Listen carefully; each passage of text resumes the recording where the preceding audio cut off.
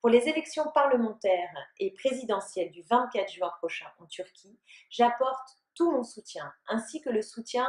des députés du groupe de la France Insoumise, au HDP et à son candidat à l'élection présidentielle, Selahattin Demirtas, qui se trouve aujourd'hui emprisonné de façon totalement illégale.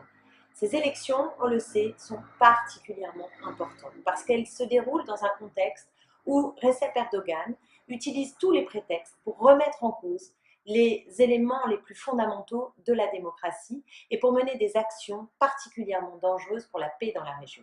La légitimité d'Erdogan, finalement, elle s'appuie sur un certain soutien des gouvernements européens qui, en contrepartie,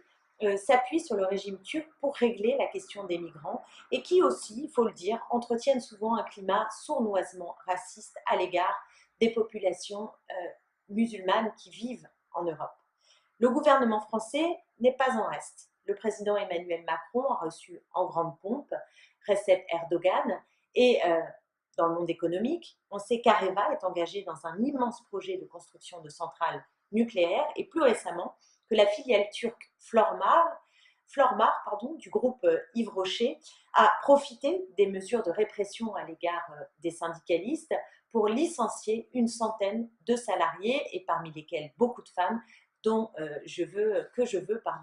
saluer particulièrement ici.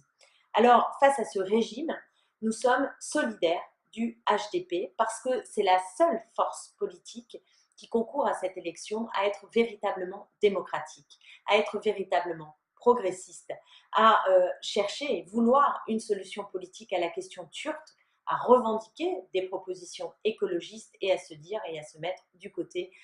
des féministes. J'envoie donc mon salut fraternel au HDP et à ses soutiens qui mènent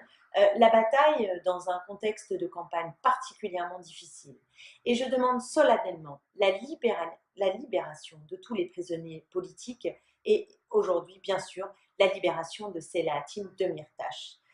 La paix malgré tout, comme vous dites, comme on dit, vive le HDP, Imadina Barış.